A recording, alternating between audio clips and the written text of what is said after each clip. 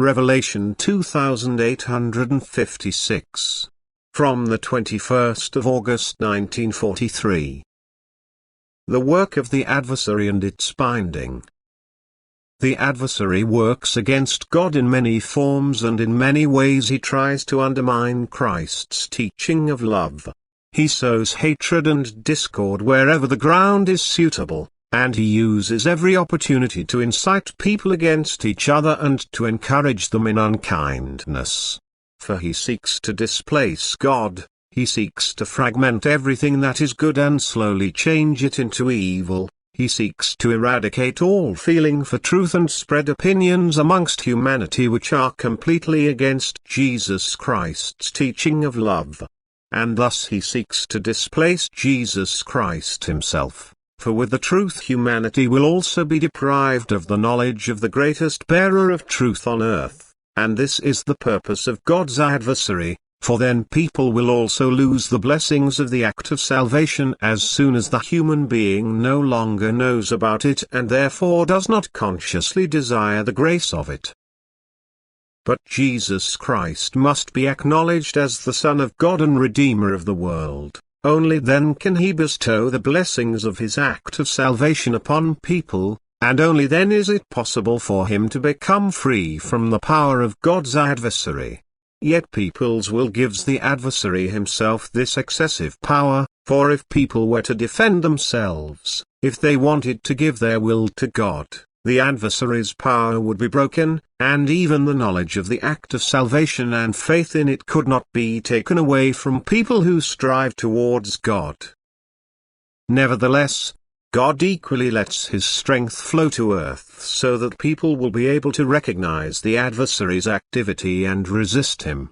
And thus there is a battle between the good and the evil spiritual world. It is a constant struggle to gain influence over people's thinking and to guide them onto the right path. For only when people's thinking is right do they recognize the truth and desire it. But the good forces have little success. People are devoid of love. Thus God's adversary has an easy game to win them over, and they yield to his influence without resistance.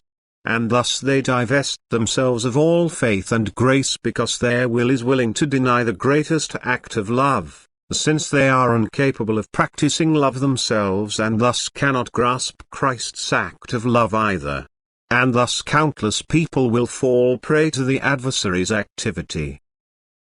God, however, in his infinite love and mercy will only tolerate his activity to a certain extent, for as soon as his actions are directed towards God himself, as soon as, due to his influence, open action is taken against every person who still recognizes Jesus Christ, this is an open battle against God which he will not let go unrewarded.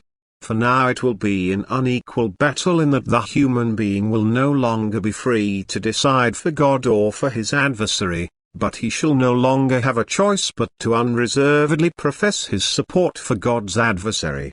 People are forced to surrender their faith, although only those who still want to hold on to it, for the others have already voluntarily surrendered their faith. Yet God will never let his adversary gain the power to oust him, and his final intervention will take all power and strength from him. But before he binds him he will exceptionally support the believing people, because the fierce battle for faith has to erupt for the sake of the unbelievers, because they shall recognize the strength of faith and because the believers' exceptional activity can still lead them back to faith if they are not completely under the adversary's control. But in the end it will become unbearable for the believers whom Satan tries to force to be in bondage to him. And then the hour will have come for his power to break. And God will put an end to his activity, he will humiliate him and snatch all power out of his hands. And all those who paid homage to him will be powerless. Powerless they will be abandoned to God's hand, which now separates the spirits from each other by judging, which completely destroys everything that did not fight under his banner and rewards the few who are devoted to him, as he has promised. And no matter how much the adversary rages beforehand, the hour will come when an end will be put to his activity. And this hour is no longer far away. And by this you will recognize the end, that Satan rages without mercy, that he incites people against each other, that he gives them thoughts which testify to unheard of cruelty and unkindness, and that he will determine them to tear each other apart. Then the world will also be ripe for destruction, that is, the earth and everything existing on it will be reshaped and destroyed by God's will after God has fetched the people loyal to him to himself, so that they will be raptured from Satan's power. Amen.